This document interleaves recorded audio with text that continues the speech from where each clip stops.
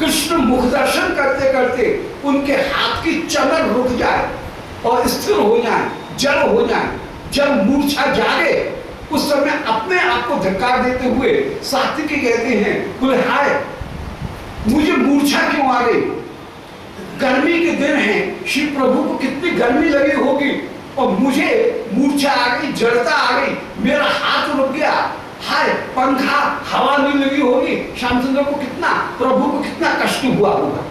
तो निज प्रेमानंद को बढ़ा करके नहीं माना, सेवानंद को बढ़ा करके माना। ये मुख्य बात कि प्रेमानंद बड़ा नहीं है, सेवानंद ही बड़ा होकर के विराजमान। इसी प्रकार श्री स्वामी या श्याम सुंदर दोनों ही जब प्रेमानंद में डूबने लगते हैं तो सखीगण इनको चेत प्रदान करती हैं। तो तेरथ साहस सखिन के अति आवर्त विहार, विहार जो है वो आवर्त माने भंवरी है, भंवर है, जिस भंवर में यदि प्रियालाल डूब रहे हैं तो सखीगण उस भंवर से प्रियालाल को उठाती है और ये अपूर्ण रूप से श्याम सुंदर के गुणानुवाद की कीर्ति करते हुए ही निरंतर निरंतर विराजमान है।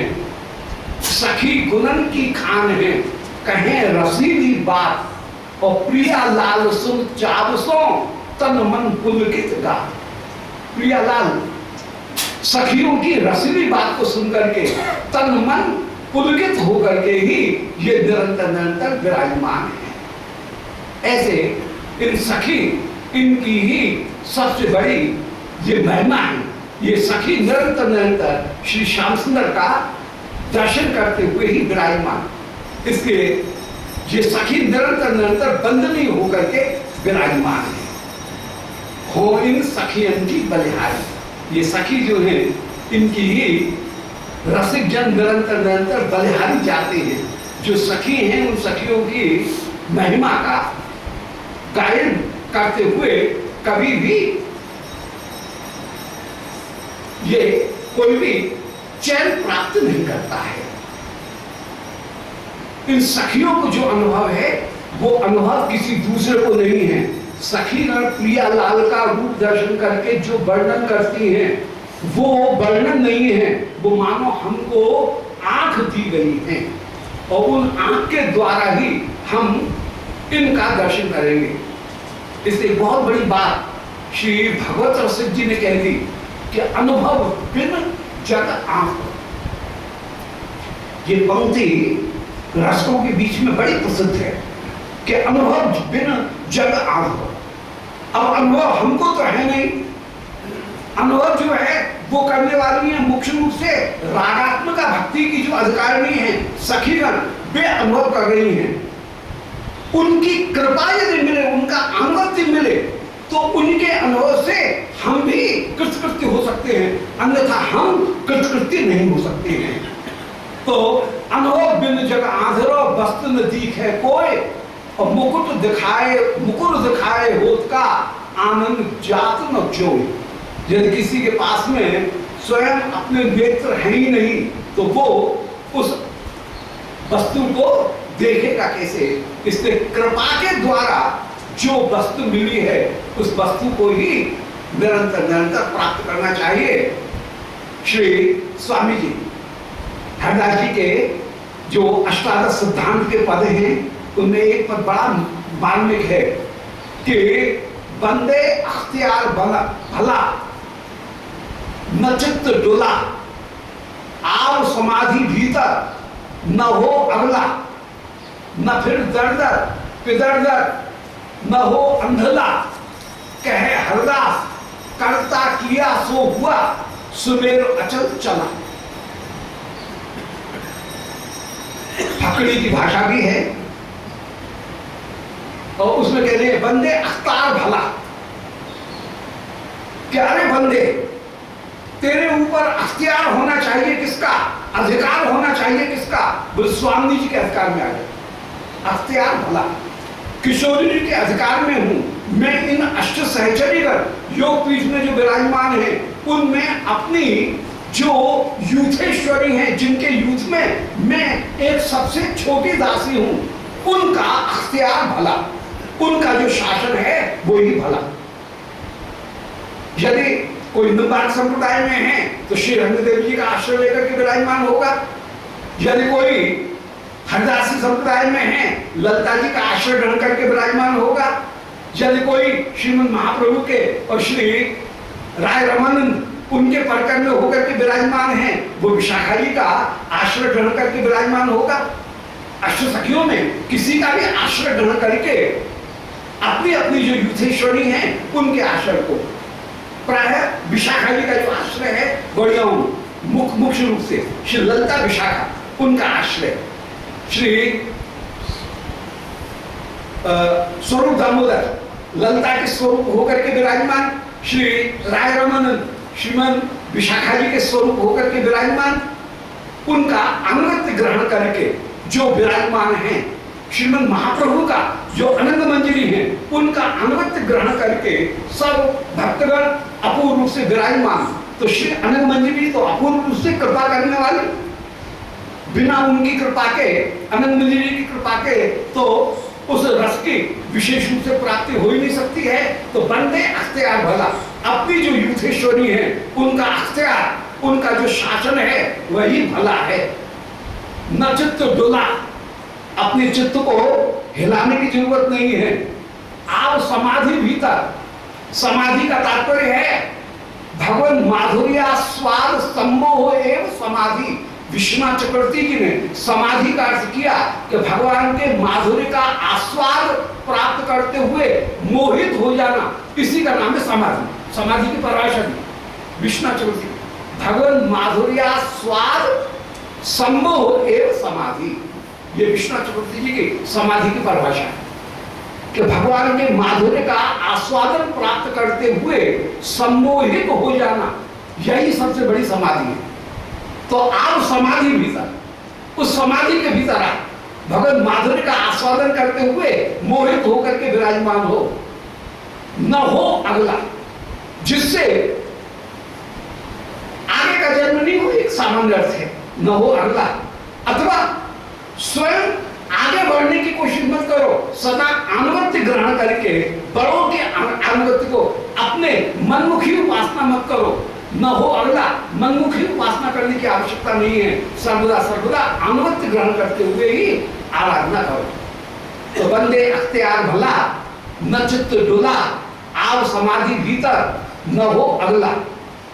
फिर कह रहे हैं न फिर दर दर, कभी इस पीपल की पूजा की, कभी उस बड़ की पूजा करने जा रहे हैं, कभी उस चौराहे के ऊपर पानी चढ़ाने जा रहे हैं, कभी उस थान के ऊपर पूजा कर रहे हैं, कभी उस देवता को पूज, कभी उस थान को पूज।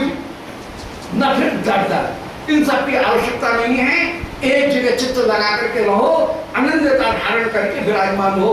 न फिर दर दर, पितर दर, पितरों की आराधना करते हुए भी भटकने की आवश्यकता नहीं है।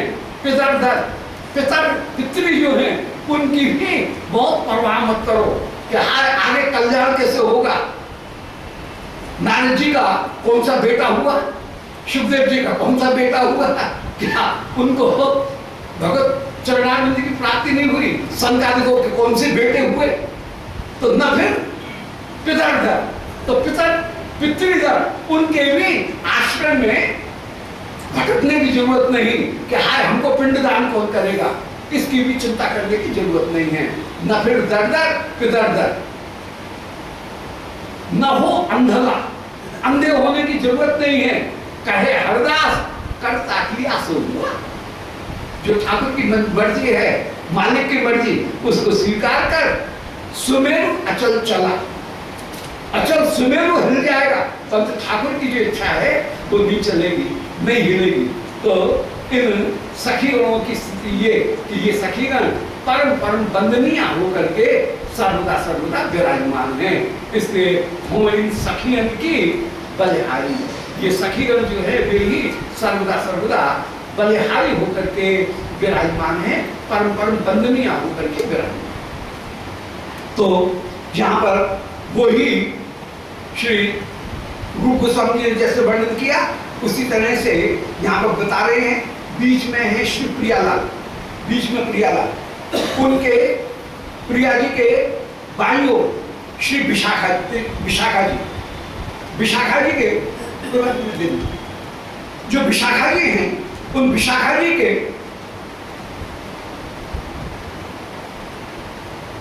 सामने श्री ललिता जी, उनके सामने तुंग विद्या जी के बगल में श्री चित्रा जी, इंद्रलेखा जी के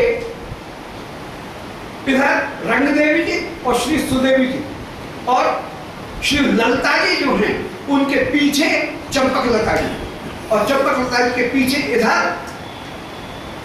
श्री चित्रा जी। तो वही कह रहे हैं अनुदक्षिणों उत्तर दिशाओं विशाखा जो हैं वो दक्षिण और उत्तर दिशा, इनमें यदि देखा जाए तो इनमें सहचित्र या व्यजन चाल नहीं। श्री विशाखा जी आप यहाँ दक्षिण दिशा में हैं और उनसे कुछ उत्तर दिशा की ओर जाकर के श्री चित्रा जी जो हैं, उत्तर दिशा में चित्रा जी और दक्षिण में श्री विशाखा जी, वो शोभा को प्राप्त हो रही हैं। और व्यक्त दर्शनोपाद धर्म बिंदवा, जिस समय श्री प्रियालाल एक दूसरे का दर्शन करते हैं उस समय उनके जो घर्म बिंदु, पसीने की बिंदु आती हैं, पंखा करने से सहसा अस्तताम दधती, वे अस्त होती हुई चली जाती हैं। वह सदोदिता, जो सदा उठती है। अब इधर सिंचयाञ्चलेन कलतेन पाणिना पृश्रयाश्रुमार्जन परापिबाम इयं स्वदिशौ धृताश्रु वित्ति व्यधार अहो सहरंग देवी अनुजयाभितः स्थिता। अब श्री सहरंग देवी अनुजया, श्री रंग देवी जी अपनी अनुजा अर्थात सुदेवी जी के साथ में अभितः स्थिता। श्री रंग देवी जी और सुदेवी जी ये दोनों अभितः माने श्री प्रियालाल जो हैं उनके एक और श्री तुंग विद्या जी और श्री इंद्रलेखा जी, और दूसरी ओर दोनों सखी सामने ये रंग देवी जी और सुदेवी जी, ये दोनों भी दोनों विराजमान हैं। और श्री रंग देवी जी सुदेवी जी क्या कर रही हैं कि सिच या अंचलेन कलतेन पाणिना, जिन्होंने सिंचय अंचलेन, अंचल जो है उसको सिंचय माने ग्रहण कर रखा है, सिंचय माने ग्रहण कर रखा है, अंचलेन अंचल को, कलतेन पाणिना अपने हाथ में, कलतेन माने पकड़े हुए, सिंचय अंचलेनो जो सुंदर अंचल है, गृहीत जो अंचल है, उस अंचल के द्वारा प्रणयाश्रु मार्गन परापिबाम इयं, प्रणय के जो अश्रु हैं वो सखी गणों के नेत्रों में आ रहे हैं, परंतु प्रेमानंद को बढ़ा करके नहीं मानेंगे, सेमानंद को बढ़ा करके मानती है। इसलिए एक हाथ में अंचल को पकड़ रखा है, जो आंसू टपक रहे हैं उनको पूछती जा रही हैं, और प्रणयाश्रु मार्जन परापिबाम, प्रणयाश्रुओं का मार्जन स्वयं भी कर रही हैं, और बाम इदम, बाम माने आप दोनों के भी यदि अश्रु आ जाए, परस्पर भावजन्य अश्रु आ जाए, उनका मार्जन करती हुई विराजमान, अपने भी और प्रियालाल के भी आंसुओं को पहुंचती हुई श्री सुदेवी जी, रंग देवी जी दोनों के दोनों विराजमान हैं। स्वदृशो धृताश्रु वितता, परंतु अभी अभी आंसुओं को पहुंचे हैं, फिर से अश्रु वितता, आंसू जो है उनकी पंक्ति गिरती हुई चली जा रही है, आंसू आते हुए चले जा रहे हैं। स्वदृशो धृताश्रु वितती, अश्रुओं की जो पंक्ति है वो उसको आज दूर करती हुई विराजमान है। तो प्रिया के आंसुओं को पहुंचते हुए अपने नेत्रों को आंसुओं से युक्त करती हुई ये विराजमान हो रही हैं। सह रंग देवी अनुजया अभितस्ता, रंग देवी जी के साथ में ये सामने विराजमान है। दोबारा सुन लें।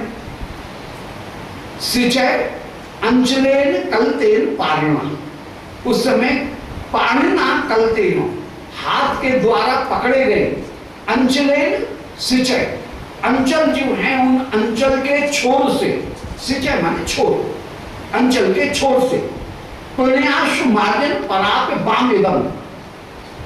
हे श्री प्रियालाल, आपके प्रेम के अश्रुओं को श्री रंगदेवी जी और सुदेवी जी पहुंचती हुई विराजमान हैं।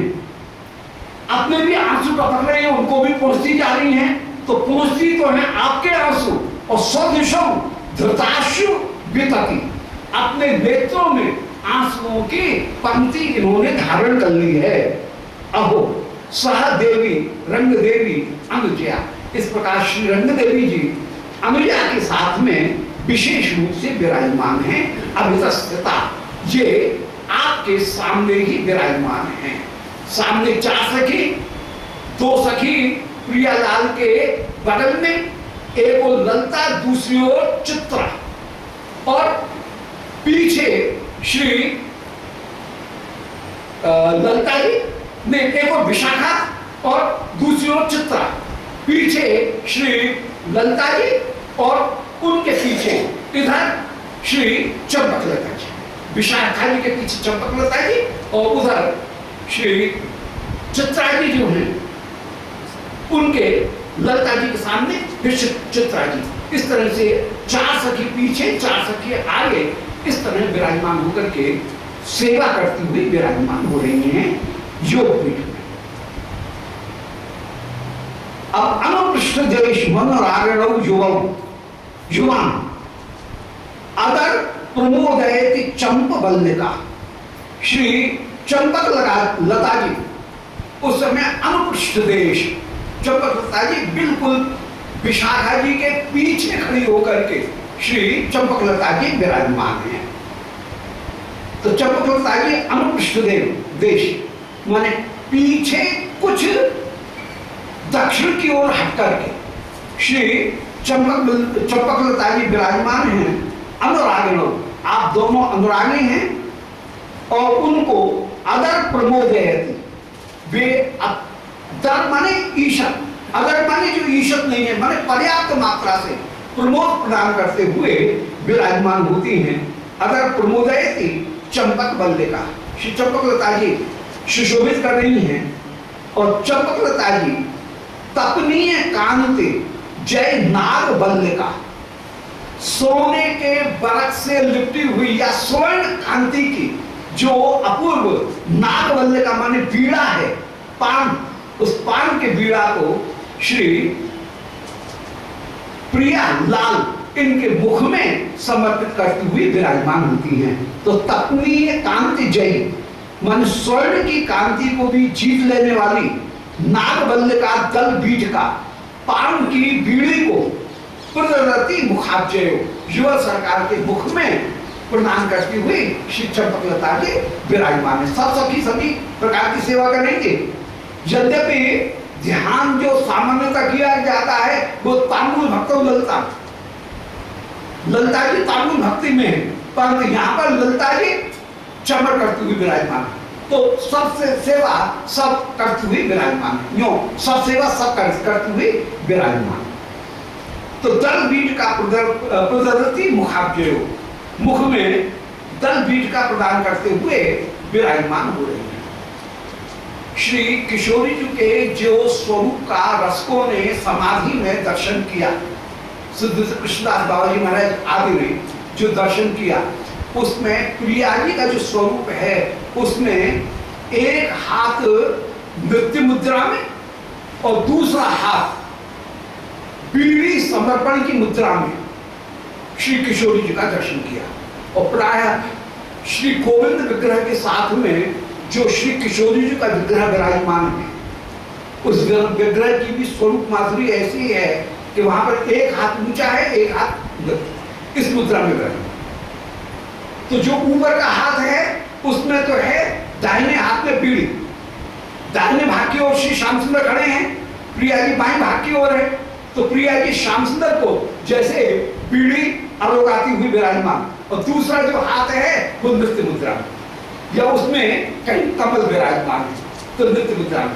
तो श्री किशोरी जी का भी जो रूप माधुरी है वो रूप माधुरी बीज का समर्पण मुद्रा के रूप में स्वामी की भी रूप माधुरी है, एक हाथ ऊंचा एक हाथ नीचा। और श्री सखीगण वो भी यहाँ पर श्री सखी जो हैं वे अपूर्ण रूप से वो पाण मुद्रा जो हैं उनको श्री चंपक लता जी श्याम सुंदर को अरोगाती हुई विराजमान हो रही है। ये अपूर्व शोभा। प्रणयाद्राज धुरेया हृदध्रा अवगतेन साहस भरेण संतरत तब रूप केन जल्दौ महोर्मिमत मति अधिकम निमज्जत अति बेल बेल यत्। अप्रणयाद राज धुरया प्रेम रूपी अज्र राज माने पर्वत राज को धारण कर रखा है। तो हृदय में जो प्रेम रूपी पर्वत राज धारण कर रखा है तो हृदय गूढ़ है। अवगतेन साहस भरेण, अवगत माने साहस, प्रसिद्ध प्रसिद्ध साहस को धारण करके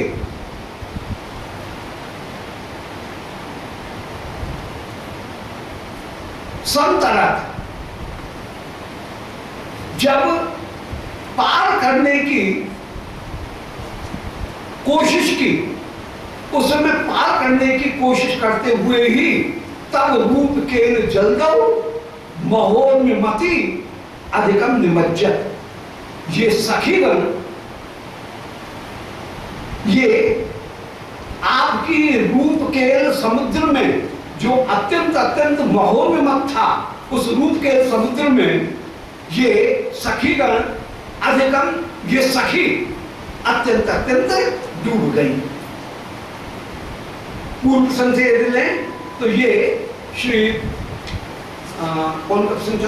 चंपकलता जी, चंपकलता जी ये आपके केन समुद्र में ही अतिशय डूबती हुई विराजमान हो रही हैं। तो निमज्जत अधिक अतिवेग बेरुया, आपके इस श्री अंग की अतिवेग माने जहां पर जो दूरवर्ती, जहां पर बेला अत्यंत दूर है, उस अत्यंत दूर स्थित होने वाली उस अतिवेग रूप समुद्र में श्री सखीगण उस समय अत्यंत अत्यंत डूब रही हैं। श्री चंपकलता जी, चंपकलता जी अत्यंत डूबती हुई विराजमान। दोबारा देखेंगे कि प्रणयाद, चंपकलता जी ने प्रणयाद राज धुरया, प्रणय रूपी अद्र राज माने पर्वत राज, उसकी धुरया धरया उसको धारण कर रखा है। हृदय हृदय में धारण कर रखा है। तो अपने हृदय में धारण किए हुए प्रेम रूपी पर्वत राज के भार के कारण साहस पूर्वक यद्यपि ये आपके रूप सागर को पार करने के लिए प्रयत्न कर रही हैं, परंतु प्रयत्न करने पर भी ये सब सखीगण, विशेष रूप से श्री चंपकलता जी, परंतु चंपकलता जी के साथ में अंगदार बुदम, नीचे की दूसरे श्लोक में आया है अंगदार बुदम, जो अर्बुद अर्बुद सखीगण हैं, अर्बुद अर्बुद अंगदागण, ये सब अपने हृदय में प्रेम रूपी समुद्र के भार को धारण करके और अति साहस के द्वारा आपके रूप समुद्र को पार करना चाहते हैं। भाई समुद्र को पार करना है तो अपने शरीर के भार को उल्टा उतार देना चाहिए समुद्र को पार करने के लिए। परंतु इन सखियों का अत्यंत हिम्मत देखो, साहस देखो कि इन्होंने प्रणय रूपी पर्वत को अपनी छाती से बांध रखा है। कोई पत्थर को छाती से बांध करके समुद्र को तैरना चाहे तो तैर पाएगा क्या? कितना कठिन हो जाएगा। पर उल्टी बात है, ये सखीगण इतनी साहसी हैं कि इन्होंने प्रणय रूपी अद्र राज के राज को धारण करके, अद्रराज धुरया, अद्रराज के भार को, धुरा माने भार, पर्वत राज के भार को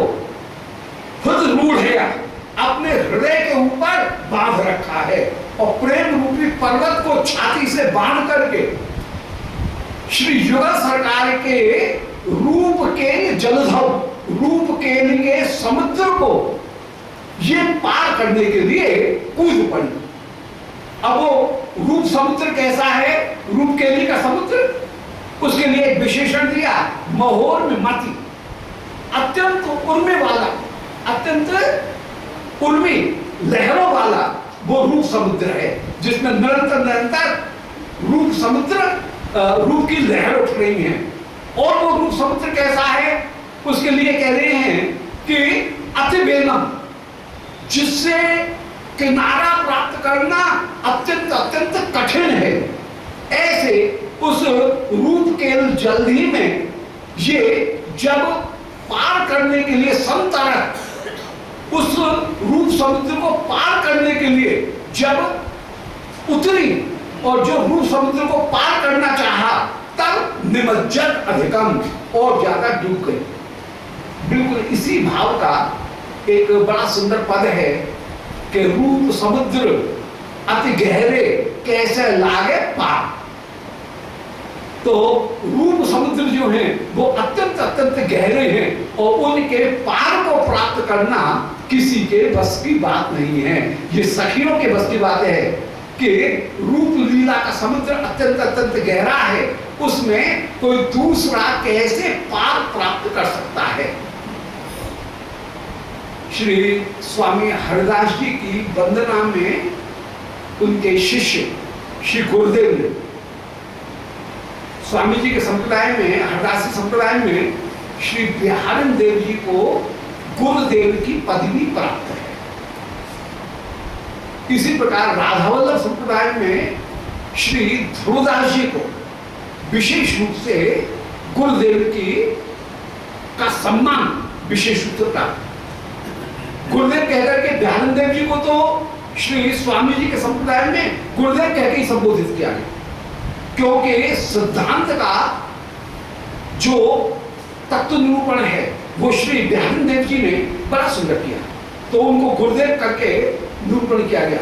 इसी तरह से राधावल्लभ संप्रदाय का जो सैद्धांतिक पक्ष है उसको जितना ध्रुवदास जी ने प्रकट किया, इसलिए ध्रुवदास जी के और सेवक जी और ध्रुवदास जी, इनको उस संप्रदाय में बहुत आदर प्रदान किया जाता है। जैसे अपने यहाँ पर जो सिद्धांत पक्ष है, उस सिद्धांत पक्ष को प्रकट करने में श्री विश्वनाथ चक्रवर्ती जी प्राय सनातन गोस्वामी और रूप गोस्वामी दोनों के सिद्धांत को संकलित करके और उस सिद्धांत को प्रस्तुत करने में सरल प्रकार से प्रसन्न भाषा के द्वारा, जैसे ही श्री विश्वनाथ चक्रवर्ती जी की टीका में भाषा जितनी प्रसन्न है, इतनी प्रसन्न और किसी की भाषा नहीं है। जीव गोस्वामी तो बड़े कंजूस हैं, शब्द का प्रयोग करते हैं, शब्द का कार्पण्य इतना ज्यादा है कि एक शब्द भी आगे नहीं कहेंगे, एक बार तत्शब्द कह दिया, उस तत्शब्द को पकड़ने में कोई कहीं भी गोता खा जाए, तत् करके वर्णन करते रहेंगे। जीव गोस्वामी जी को तो बहुत कठिन, जब तक सिद्धांत का जितना विवेचन जीव गोस्वामी जी ने किया, ऐसा विवेचन किसी ने नहीं किया, परंतु श्री विश्वनाथ चक्रवर्ती जी जीव गोस्वामी जी के सिद्धांत को अत्यंत प्रसन्न भाषा में प्रस्तुत कर देते। तो यहां पर यही कह रहे हैं कि सिद्धांत के उस प्रेम का पर्वत उनको अपनी छाती में बांध करके ये सखीगण अत्यंत उत्साह के साथ समुद्र में डूबी और ये विचार किया कि रूप और केल समुद्र का हम पार कर लेंगे, परंतु पार नहीं पाई। कोई छाती से पत्थर बांध करके समुद्र में तैरना चाहे तो डूबेगा ही डूबेगा। तो वही दशा हुई कि ये अवगतेन प्रसिद्ध साहस भरेनो, साहस को धारण करके संतरत जब पार करने का प्रयत्न करने लगी ये सखियां, तो रूप केल जलधव, रूप केल की समुद्र में जो कि महोर में मत अत्यंत अत्यंत उर्मियों से युक्त था, ऐसे रूप केल समुद्र में अधिकम निमज्जत अति, ये अत्यंत अत्यंत डूब गए। पत्थर बांध करके चलोगे तो डूबोगे। तो यहां पर प्रलय का प्रेम का पत्थर बांध करके, पत्थर भी नहीं बल्कि महा अज्रराज पर्वतराज उसको छाती से बांध करके जब ये सखी चली तो निमज्जत अतिबेहम, ये उल्टी निमज्जत माने डूबने लगी है। और डूबते हुए तड़ंगना नक्र धृत मंग नारबुदम, जहां पर अनंग नक्र धृत मंग नारबुदम, वो रूप समुद्र कैसा था? बोले रूप समुद्र में अनंग माने कामदेव रूपी नक्र भी विराजमान था। नक्र कहते हैं मगर। एक तो समुद्र इतना